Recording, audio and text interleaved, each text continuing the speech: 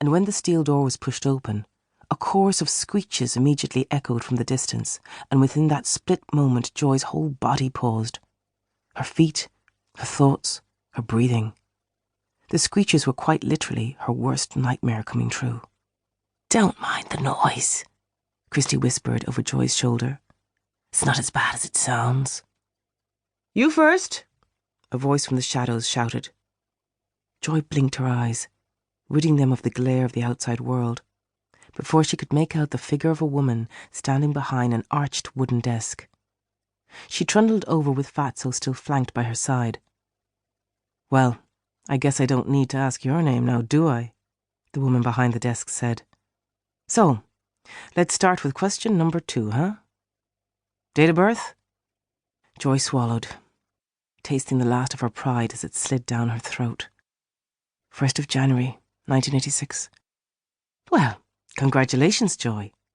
I can confirm you've definitely come to the right place." Fatso sniggered, then covered his mouth with his fingers when the woman behind the desk glared at him. "Empty your pockets. I need all belongings in here," the woman ordered as she slid a blue tray across the desk. I don't have anything on me," Joy replied, stiffening her nose in an attempt to stall the tears. "Except for this," Fatso said. He stuffed his chubby fingers into Joy's jeans pocket, fumbling for longer than was necessary before pulling out a photograph. He carelessly skimmed through it into the tray, and the woman behind the desk took a long stare at it before glancing back up at Joy. "That it? That's all she's got?" Fatso replied. I was told I could take that with me," Joy said, her voice quivering.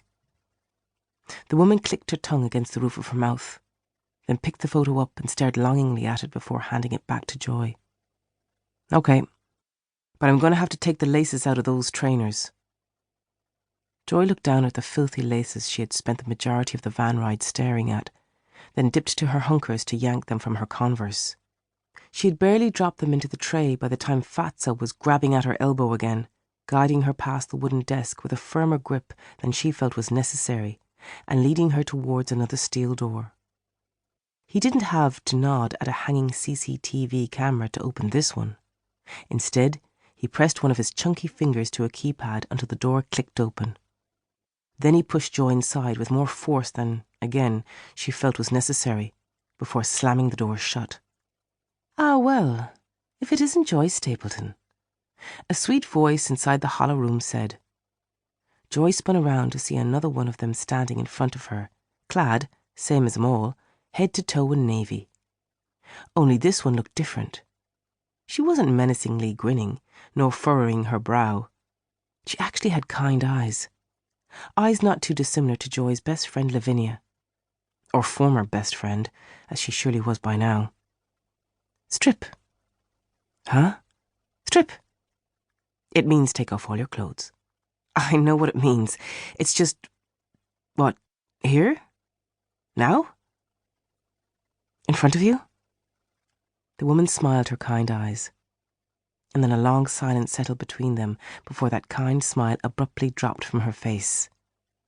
Joy huffed out a sigh, before pulling her arms from the sleeves of her jumper and lifting it over her head, taking her t-shirt with it. "Everything else?" the woman said, the glint in her eye threatening to return.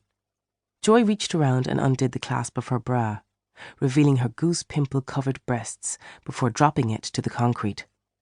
Then she kicked off her laceless Converse trainers and shimmied her way out of her jeans. "Let me see that bush," the woman said. After a pause of silence, Joy plucked up enough courage to hook a thumb either side of her knickers before yanking them down. "Now turn around." "Huh?" "Turn around, and interlink your fingers on top of those lovely curls for me." A chill ran down Joy's spine. Partly because of the intimidation, but mostly because of the cold. Though as the goose pimples raced their way around her tiny frame, she relented and finally spun to face the back wall, noticing the yellow paint was stained a vomit-inducing shade of brown in each of the corners. "Now squat." "Sorry?"